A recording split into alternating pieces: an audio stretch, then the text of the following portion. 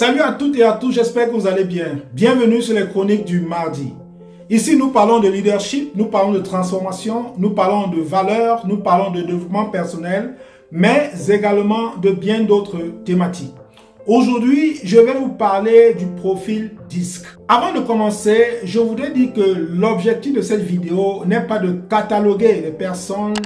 Son objectif n'est pas de mettre des gens dans des cases spécifiques, mais plutôt elle a pour but de faire prendre conscience à chacun de nous que selon nos agissements, selon notre comportement, nous pouvons être associés à un profil dominant. Avant d'entrer dans plus de détails, je vais définir ce que c'est que le profil DISC. DISC est un acronyme qui désigne les 4 principaux profils de personnalité décrits dans le modèle DISC. Nous avons le D comme dominant, nous avons le I comme influent, nous avons le S comme stable et nous avons le C comme consciencieux. Nous allons commencer par le D.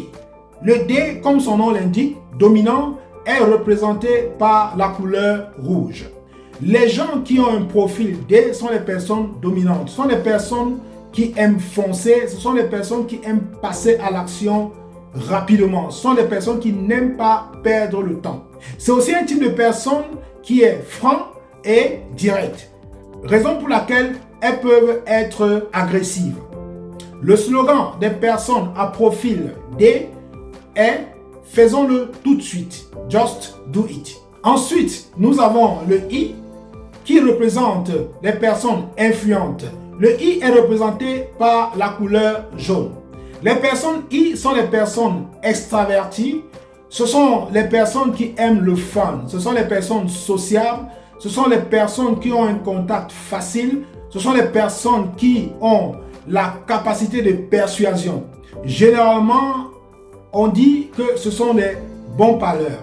Le slogan des personnes à profil I est « Faisons-le, mais faisons-le dans le fun ». Ensuite, nous avons le profil S qui veut dire stable et qui est représenté par la couleur verte. Les personnes à profil S recherchent la stabilité. Ce sont les personnes douces, attentionnées, généreuses. Ce sont les personnes sur lesquelles on peut compter facilement parce qu'elles sont fiables. Le slogan des personnes à profil S, c'est tout simplement « Faisons-le, mais faisons-le ensemble ». Enfin, nous avons le profil C.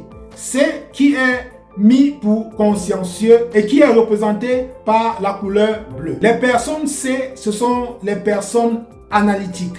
Ce sont les personnes réfléchies, ce sont les personnes posées, ce sont les personnes qui sont réservées. Et dans cette façon d'être réservée, ce sont des personnes qui peuvent être froides dans leur façon de faire les choses. Le slogan des personnes à profil C, c'est « Faisons-le, mais faisons-le bien ». C'est la raison pour laquelle vous allez rencontrer des personnes qui s'appuient sur des détails parce qu'elles sont analytiques, parce qu'elles ne manquent pas de détails. Une fois de plus, il n'est pas question ici de mettre des gens dans des catégories, mais plutôt savoir que en chacun de nous peut se cacher ces 4 différents types de profils. Mais avec les études, il en ressort toujours qu'il y a un profil qui domine notre comportement.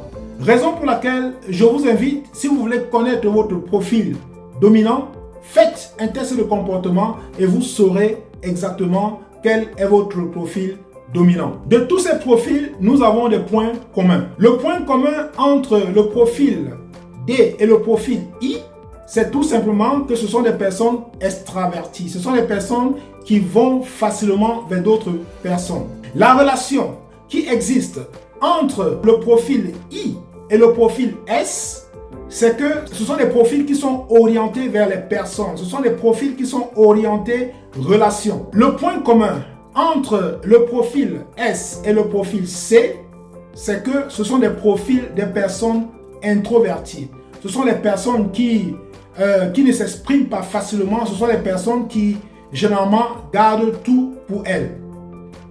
Et le point d'accord entre le profil C et le profil D, c'est que c'est un type de profil, c'est un type de personne qui est orienté plutôt solution, qui est orienté plutôt tâche.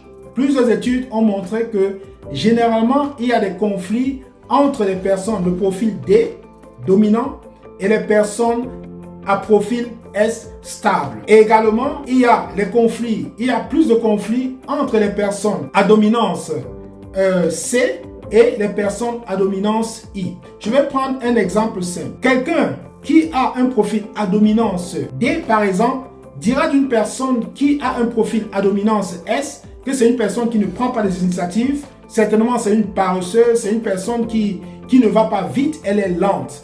Alors qu'une personne à profil S dira de quelqu'un qui a un profil D que c'est une personne qui ne tient pas compte d'autres personnes, c'est une personne qui n'a pas l'empathie, c'est une personne, n'est-ce pas, qui est orgueilleuse, c'est une personne qui blesse facilement. L'un des avantages de la connaissance de son profil dominant est l'amélioration dans notre communication. Parce que quand vous connaissez votre profil dominant, vous pouvez adapter votre langage par rapport à une personne qui a un profil contraire au vôtre.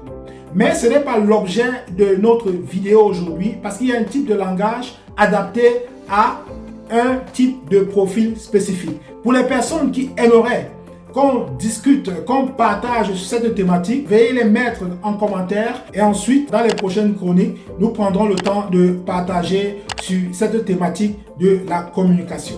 J'espère que vous avez été édifiés par cette thématique. Si vous avez des questions, si vous avez des suggestions, mettez-les juste en commentaire. Nous prendrons le temps de traiter toutes vos préoccupations. Sur ce, je vous salue et à mardi prochain.